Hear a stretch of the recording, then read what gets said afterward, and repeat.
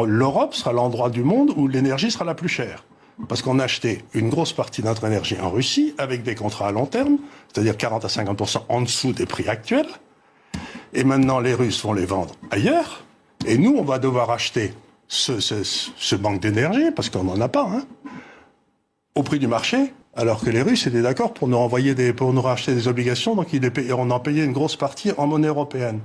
Donc ça veut dire que l'Europe va devenir de loin la partie du monde qui sera la moins compétitive. Ouais. C'est certain. C'est certain. C'est-à-dire que l'industrie européenne, tout le monde parle de réindustrialisation, c'est à mourir de rire. Ils sont en train de détruire l'industrie européenne en 5 minutes. Cela va faire maintenant plus de 3 mois que les États-Unis et l'Union européenne font tout leur possible pour forcer la Russie à arrêter sa guerre en multipliant les sanctions. Depuis le mois de février, ils ont limité à la Russie l'utilisation du système de messagerie internationale SWIFT, gelé leurs avoirs en euros et en dollars, saisi des biens des oligarques, interdit l'accès de leur espace aérien, de grandes multinationales se sont même retirées de Russie, et les pays occidentaux ont réduit leurs achats d'hydrocarbures. Malgré cela, la Russie tient bon et continue son avancée dans le Donbass et l'armée prend les villes les unes après les autres. Nous allons voir dans cette vidéo pourquoi ces sanctions successives contre la Russie sont toujours aussi inutiles et comment Poutine a piégé l'Union européenne avec son gaz. Avant d'entrer dans le vif du sujet, faisons d'abord un état des lieux de la popularité de Poutine en Russie.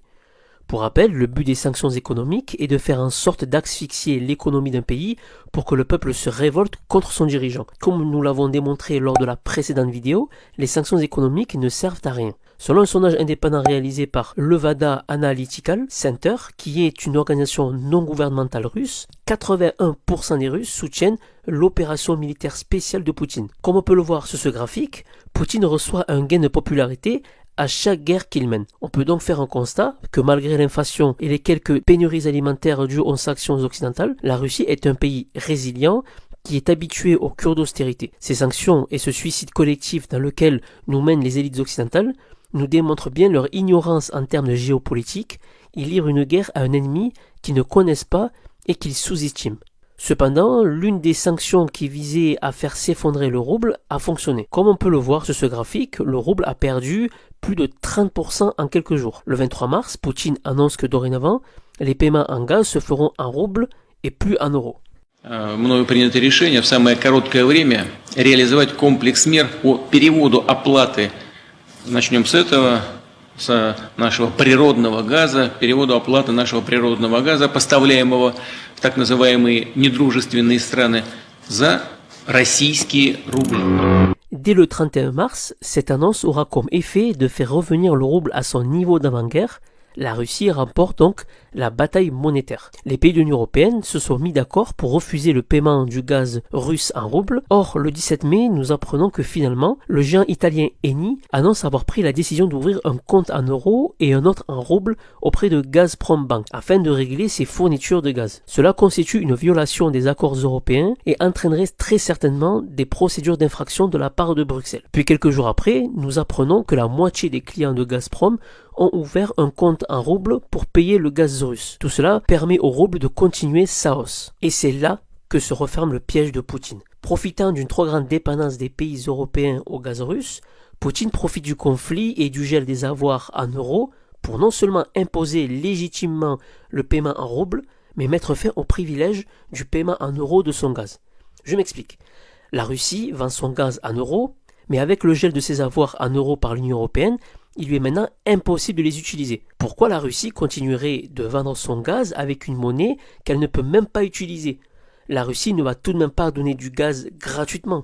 La rupture du contrat vient donc de l'Union européenne qui empêche la Russie d'utiliser ses euros et non de la Russie. Poutine avait certainement anticipé le gel de ses avoirs, la chute de sa monnaie ainsi que la baisse de ses exportations et de l'arrogance occidentale. Premièrement, il a utilisé le gel des avoirs comme prétexte pour imposer le règlement en rouble qui a eu comme conséquence une remontée fulgurante du rouble. Deuxièmement, le paiement du gaz se faisant dorénavant en rouble, le prix à l'importation ne dépend plus de l'euro mais du rouble. Avant la guerre, la parité euro-rouble était de 1 euro pour 0,010 roubles.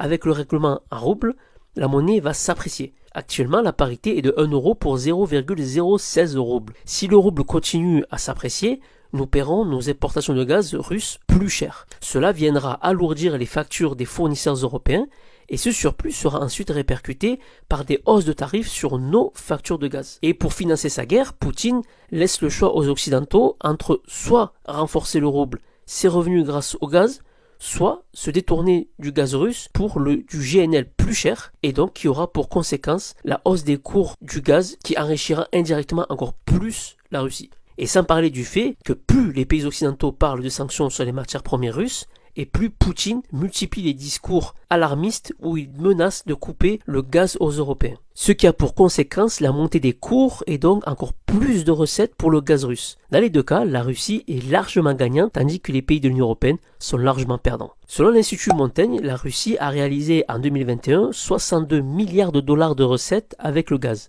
Grâce à l'envolée des prix, la Russie devrait recevoir 100 milliards de dollars de recettes gazières de l'Europe en 2022. Soit presque le double de l'année dernière. Selon le Center for Research on Clean Air and Energy, la guerre en Ukraine coûte 188 millions de dollars par jour à la Russie. Et toujours selon leurs chiffres, depuis le début de la guerre, la Russie a gagné sur la vente d'hydrocarbures à destination de l'Europe plus de 54 milliards de dollars. De quoi financer la guerre en Ukraine pour plusieurs mois encore. En conclusion, la Russie a su très habilement et sans armes retourner les sanctions contre les pays occidentaux. Les pays de l'Union européenne sont tombés à pieds joints dans le piège du gaz que Poutine leur avait tendu. Si l'Union européenne sanctionne, elle paye plus cher ses matières premières. Si elle menace de sanctionner, les cours s'envolent et elle paye ses matières premières plus cher. Dans les deux cas, la Russie engrange les milliards que perd l'Union européenne. N'espérez pas un retour en arrière, l'Union européenne n'acceptera pas de perdre la face et revenir sur ses propos. Elle va nous laisser payer l'ardoise des hausses des matières premières et de l'inflation. C'est pour cela que sur cette chaîne, nous faisons la promotion de l'indépendance financière et d'essayer de dépendre le moins possible des États car leurs représentants sont incompétents dans tous les domaines. Vous devez investir vous-même pour votre propre avenir. Vous pouvez le faire soit avec la bourse, le marché des crypto-monnaies ou encore l'immobilier. Si cela vous intéresse, vous avez des liens en description. Et vous, que pensez-vous de ces sanctions et des ripostes de Poutine? Dites-nous ça en commentaire, cela nous intéresse. Si cette vidéo vous a appris des choses ou vous a permis d'y voir plus clair,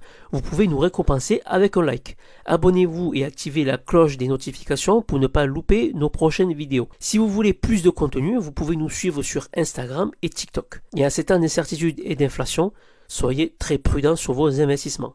À bientôt!